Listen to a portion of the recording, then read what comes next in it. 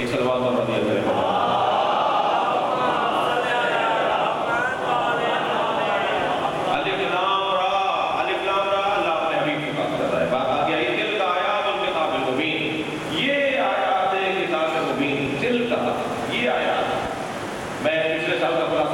یہ آیات جو کتاب مبین کی صورت میں تمہارے سامنے ہیں، یہ آیات کہہ کر اللہ نے ہمیں متوجہ کیا ہے کہ قرآن کبھی تم سے دور نہیں رہتا، تمہیں بھی قرآن سے دور نہیں رہنا چاہیے۔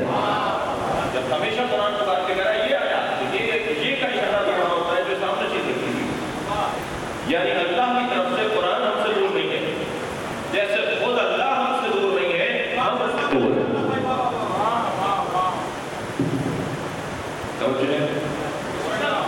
جیسے ہم اللہ سے دور ہیں، اللہ ہم سے دور نہیں ہے۔ اور ہمارے اللہ کیوں کہا گیا ہے ادعونی استجب لکم، پکارو مجھے میں تمہیں جواب دوں گا۔ یا اللہ پکارا تو سے جاتا ہے جو دور ہوتا ہوں، تو خود کہہ رہا ہے نحن اقرب من حبل الورید، میں تمہاری لگے گردن سے بھی زیادہ قریب ہوں۔ ایک جانب تو کہہ رہا ہے کہ میں تمہاری لگے گردن سے بھی زیادہ قریب ہوں، دوسری جانب کہہ رہا ہے مجھے پکارو میں آواز تمہاری آوازوں کا جواب دوں گا۔ تو پکارا تو دور والے کو جاتا ہے نا۔ تو یہاں علماء نے بیان فرمایا کہ پکارنے والے ہم ہیں اس لیے کہ ہم اس سے دور ہیں، وہ ہم سے دور نہیں ہیں، وہ ہم سے قریب ہے، ہم اس سے دور ہیں۔ لیکن جب وہ ہم سے جو ہم سے قریب ہے، جب ہم اس سے قریب ہو جاتے ہیں تو پھر دعا نہیں کی جاتی، مناجات کی جاتی ہے۔ مناجات اور دعا میں یہی فرق ہے، جو کوئی دور ہو اسے پکارا جاتا ہے، جو قریب ہو اسے تجربہ کیا جاتا ہے، کان میں بات کی جاتی ہے۔ صلوات پڑھے محمد وآلہ۔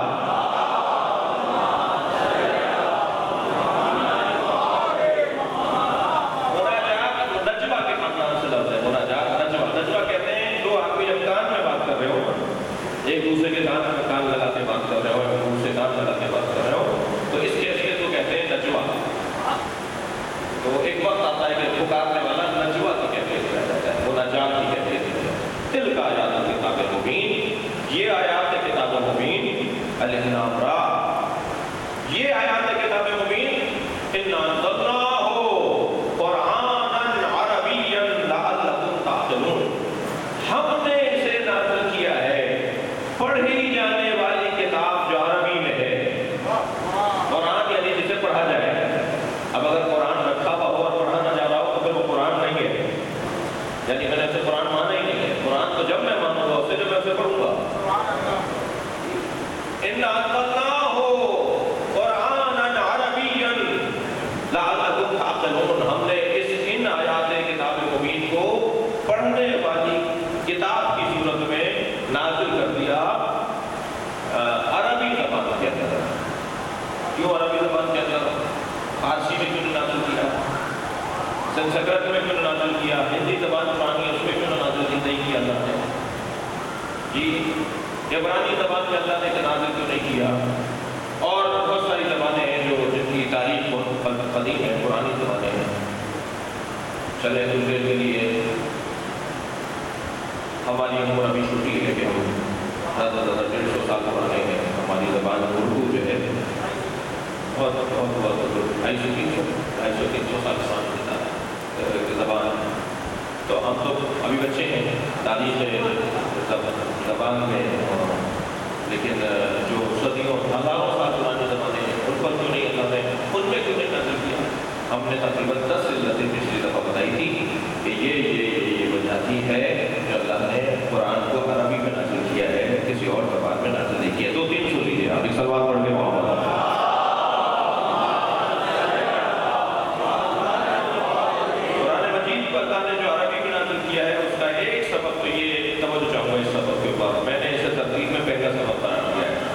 ترتیب میں پہلا سبب قرار دیا ہے۔ ترتیب میری ہے، ایک سبب قرآن مجید کا عربی میں نازل ہونے کا یہ ہے کہ یہ محبوب کی زبان ہے، سرکار دو جہاں کی زبان ہے۔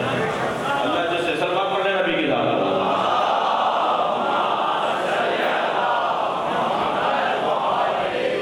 اللہ جس محبوب سے بات کرنے جا رہا ہے اس کی جو مادری زبان ہے، اس کی جو علاقائی زبان ہے، وہ جس علاقے میں دنیا میں تشریف آئے ہیں ان کی مادر گرامی، ان کے والد گرامی میں بولتے ہیں، اس زبان میں اللہ سے بات کر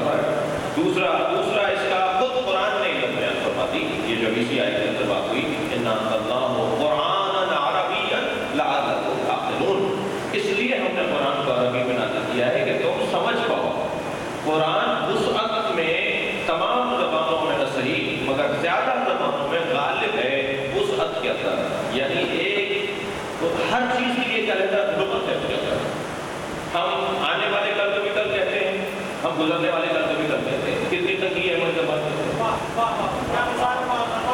میں ایک مثال دے رہا ہوں. مثال فارسی زبان والے جو ہے وہ آنے والے کل کو فردا کہتے ہیں. فارسی میں گزرے کو کہتے ہیں روز. ٹھیک ہے, ہم کل کو بھی کل کہتے ہیں اور آنے والے کو بھی کل کہتے ہیں. اس طرح ہر زبان کے اندر تنگیاں ہیں. لیکن عربی زبان میں اتنی وسعت ہے کہ اگر ایک شخص دائیں جانب دیکھ رہا ہو تو اس کے دیکھنے کا بھی ایک علیحدہ نام ہے. بائیں جانب دیکھ رہا ہو تو اس کے اس انداز کو دیکھنے کا بھی علیحدہ نام ہے. جانوروں کے کئی نام ہیں. وہ جب دوڑ رہا ہو تو اس کو کچھ اور پکارا جاتا ہے, جب وہ ہو رہا ہو تو کچھ اور پکارا جاتا ہے. ایک ہی جانور کے سات نام ہیں.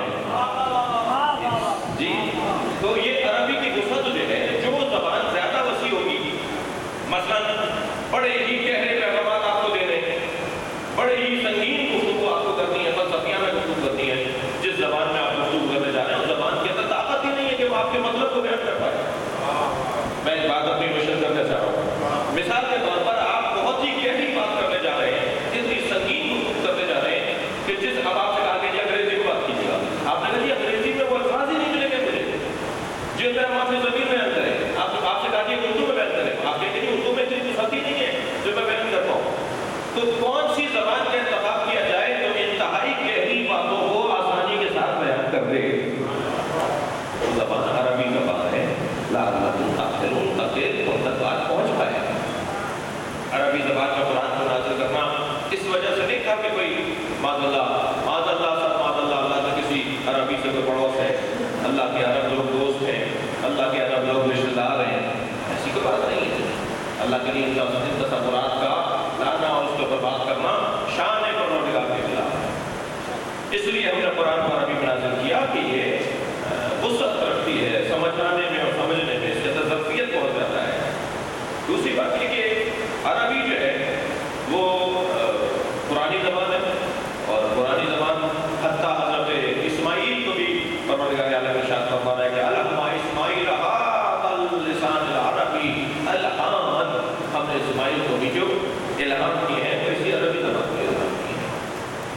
پھر نبی کی بڑی حسین حدیث, انا عربی والقرآن عربی ولسان اہل الجنہ عربی, میں خود بھی عربی ہوں, قرآن بھی عربی میں ہے, اور جنتیوں کی زبان بھی عربی ہے. تو عربی میں اللہ نے نازل کیا, اس کے بیان ہوا, اس سے زیادہ باتیں بیان ہوئی ہیں پچھلے سال, اور ارشاد ہوا ہے کہ ہم نے اسے اس لیے کتاب تاکہ وہ بہتر سے بہتر اسے سمجھ پاؤں. نحن نقص علیک احسن القصص. اب یہاں سے اللہ سورہ مبارکہ یوسف کے بیان, سورہ مبارکہ یوسف کی طرف جا رہا ہے, یعنی حضرت یوسف کی زندگی کے بیان کی طرف جا رہا ہے. نحن نقص علیک احسن القصص, اے میرے حبیب ہم نے تمہارے اوپر بہترین قصے کو نازل کیا ہے, بہترین قصے کو نازل کیا ہے. آپ کی توجہات بھرپور ہیں, اس کا میں شکر گزار ہوں. صرف 2 سورے ہیں جو ایک ساتھ نازل ہوئے ہیں, ٹکڑوں میں نازل نہیں ہوئے. ایک سورہ مبارکہ انعام اور ایک سورہ مبارکہ یوسف. صرف پورے قرآن کے اندر 2 سورے ہیں, ورنہ سارے سورے ٹکڑوں میں تقسیم ہوئے ہیں. 5 آیتیں آ گئی, پھر کچھ مدت کے بعد 2 آیتیں آ گئی ہیں, لیکن ایک دم جو نازل ہوا ہے ان میں سے ایک سورہ انعام اور ایک, یہی 2 سورے سورہ انعام اور ایک سورہ مبارکہ یوسف. قصہ یہ تھا کہ جب حضرت نبی مکرم اپنی معراج کا آپ نے ذکر فرمایا تو انہوں نے کہا اگر آپ سچے ہیں, آسمانی باتیں جانتے ہیں, وہاں سے ہو کر آتے ہیں, سلوات پڑھنے ذرا محمد والے.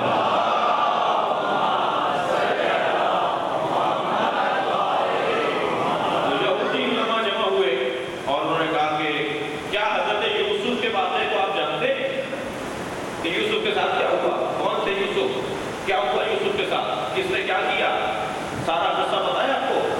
تو جتنا ان لوگوں کو ان کی کتابوں میں ملا تھا, ان کے بڑوں نے انہیں بتایا تھا, نبی مکرم نے 4 برابر تفصیل سے بیان کروایا. حتیٰ نبی نے یہ بھی بتا دیا کہ بھائی جو کٹورا لے کے چلے گئے تھے وہ کٹورا چاندی کا تھا یا دھات کسی اور دھات کا تھا. اتنی جزوی چیزیں سرکار نے بیان فرما دی. اور جب سرکار نے بیان فرمایا تو یہ خود سورہ یوسف دلیل اس بات نبوت قرار پایا. نبی مکرم کی نبوت کے ثابت کرنے کے کیا کیا معجزے تھے. نبی معجزوں کے ذریعے اپنی نبوت کو ثابت کر رہے تھے نا, اس لیے کہ نبوت کے اس بات کے لیے معجزہ ضروری ہے. فلاں معجزہ دکھایا, ایک گاؤں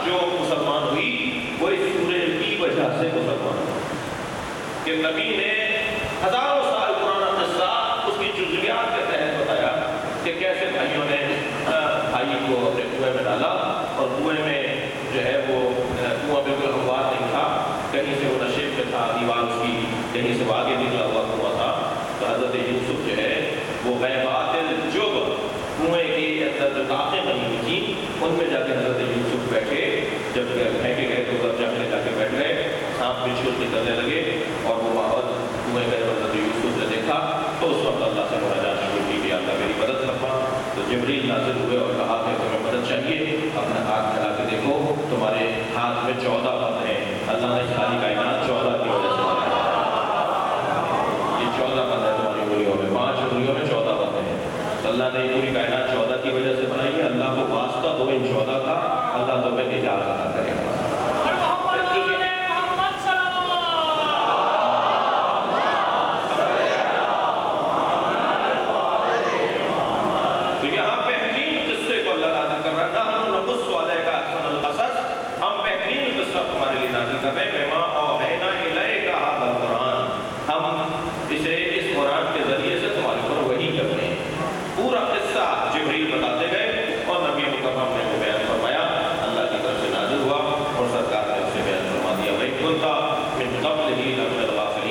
اگرچہ اس سے پہلے جو مجھ سے سوال ہوا، اس سوال ہونے سے پہلے تم اس سورے کی جزیات کے بارے میں نہیں جانتے تھے، یہ ہم نے بتایا کہ یوسف کے ساتھ کیا ہوا ہے۔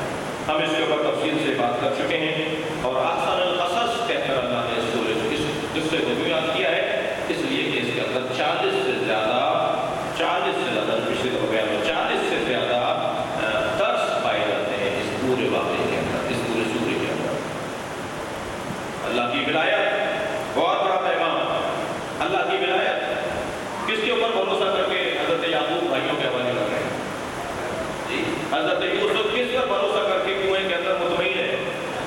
حضرت یوسف کس پر بھروسہ کر کے جو لوگ قافلہ حضرت یوسف کو لے جا رہا ہے قافلے میں رو نہیں رہے، بلبلا نہیں رہے، پریشان نہیں ہو رہے کہ مجھے کہاں لے جا رہے ہو، بتا دیتے کہ میرا کون سا قبیلہ ہے، مجھے وہاں پہنچا دو، مطمئن ہے، اس لیے کہ وہی آتی ہے کہ تمہیں ان پہاڑوں سے گزرنا ہے، تمہیں کنویں کی تہ سے بادشاہی کے تخت تک پہنچنا ہے، سمجھ کر کنویں کی تہ سے بادشاہی کے تخت تک تمہیں جانا ہے، تو ان تمام مراحلوں سے تمہیں گزرنا ہے۔ اللہ کی ولایت، اللہ کہہ رہا ہے ٹھیک ہے بس ختم ہو گئی بات، اس کی وحی آ گئی، اس کا حکم آ گیا ہے۔ اس سورے کا ایک اہم ترین پیغام ولایت پروردگار، عزیزان گرامی، اس سورے کا اہم ترین جو قصص اکثر القصص کے طور پر کہا گیا ہے، اس کا بہترین پیغام یہ ہے کہ راہ بھی روشن ہونی چاہیے اور رہنما بھی معتبر ہونا چاہیے،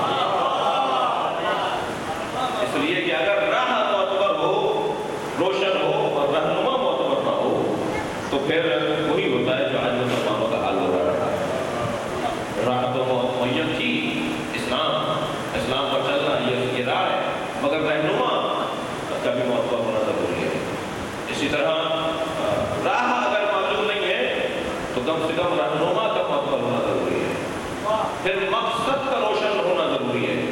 ہوا میں نچنا چل رہا ہے تو معاف کیجیے گا، سوکھے پتوں کی طرح زندگی نہ گزر رہی ہو کہ یہاں سے چونکے آئے تو وہاں جا پڑے، وہاں سے ہمارے رخ بدلا تو یہاں پڑے، جو روزانہ رنگ بدلتے ہو، جو روزانہ ڈھنگ بدلتے ہو، جو روزانہ در بدلتے ہو، جو روزانہ گھر بدلتے ہو، ان کی زندگیاں بے مقصد زندگیاں ہوتی ہیں، ان کی زندگیاں تاریخ میں گم ہو جاتی ہیں، انہیں ان کی اولادیں بھی یاد نہیں کرتی، لیکن جن کی زندگیوں کے اندر استقامت، استقلال، بہادری، شجاعت ہوتی ہے، 1400 سال گزرنے کے بعد انہی کی اولادیں نہیں بلکہ ہر زندہ ضمیر حسین کو یاد کر رہا ہے۔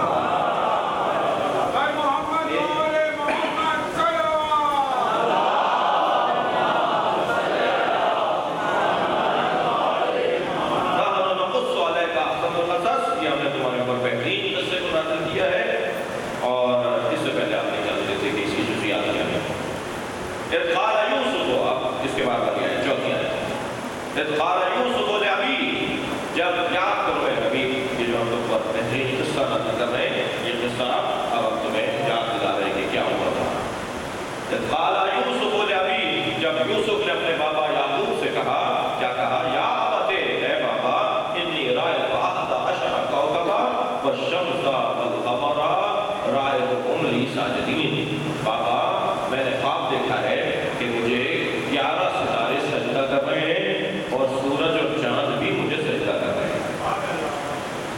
سورج بھی مجھے سجدہ کر رہے ہیں اور 11 ستارے مجھے سجدہ کر رہے ہیں۔ یہ سن کر حضرت یعقوب نے فرمایا قال یا بنی، اے میرے لال، لا تقصص رؤیاک علی اخوتک، اپنا یہ خواب اپنے بھائیوں کے سامنے بیان نہیں کرنا، یعنی ہر بات ہر ایک کے سامنے بیان نہیں کی جاتی، جب تک طے نہ ہو جائے کہ یہ اس کا متحمل بھی ہے یا نہیں ہے، یہ اس قابل بھی ہے کہ اس کے سامنے یہ بات کی جائے۔ شاید اس بات کا تعین کہ کہاں کیا بات کی جائے اور کس کے سامنے کیا بات نہ کی جائے، یا اس سے بالا تر بات اپنی حدوں کا تعین کہ مجھے کہاں چلنا چاہیے اور کہاں رک جانا چاہیے، یہ انسان کو ترقی دلواتا ہے، یہ انسان کو کامیابی کی راہوں پر گامزن کر دیتا ہے۔ اور جو شخص ہر بات ہر جگہ کر دیتا ہے، اہل اور نااہل کا اس کے نزدیک کوئی کسوٹی اور پیمانہ ہی نہیں ہوتا، وہ شخص اپنے رستے میں روڑے ڈال رہا ہوتا ہے اور دوسروں کو بھی مشکل میں مبتلا کرتا ہے۔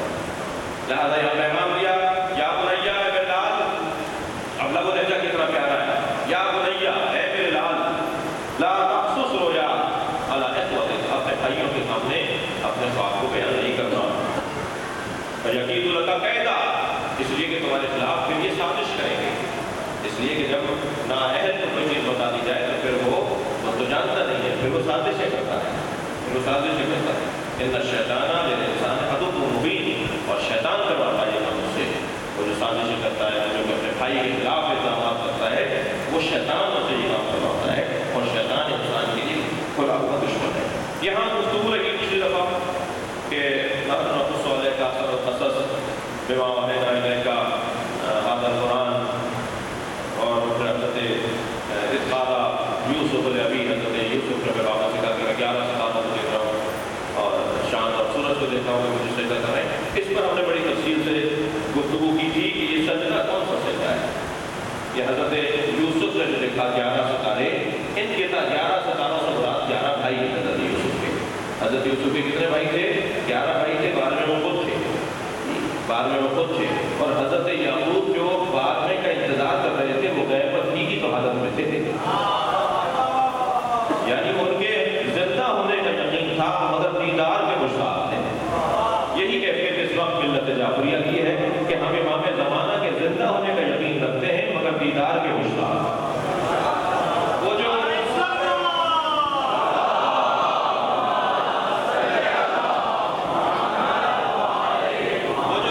ستارے حضرت یوسف نے دیکھے، وہ 11 بھائی کے حضرت یوسف کے، اور شمس اور قمر سے مراد آپ کی والدہ اور جو ہے وہ آپ کے بابا، یعنی وہ والدہ جو سوتن والدہ تھی، دوسری والدہ تھی وہ، اور حضرت یعقوب کہ جب یہ لوگ آئے ہیں، حضرت یوسف نے کہا کہ میں جو ہے وہ جب یہ بھائی گندم لے کر چلے گئے تو حضرت یوسف نے ان کے ایک اپنے سگے بھائی بنیامین کے بوری کے اندر گندم کی بوریاں سب کی اپنے اونٹوں میں لدی ہوئی تھی، تو بنیامین کے اونٹ پہ جو بوریاں لدی ہوئی تھیں ان کا کٹورا چڑھوا دیا، کٹورا کا ایسے بنا، اور پھر جب یہ آدھے راستے چلے گئے تو قاصد، یعنی وہ جو قاصد تھا، جو یہ نمائندہ تھا حکومت کا، وہ گھوڑا بناتا آیا اور کہا بھائی آپ لوگوں نے چوری کی ہے، ابھی ہم نے تو کوئی چوری نہیں کی، کہا بھائی تلاشی دی جائے گی، تلاشی جو دی گئی تو بنیامین کے بوری میں سے کٹورا نکلا، یہ وہی کٹورا جسے بھر بھر کے مساج گندم دی جا رہی تھی، یا بعض روایات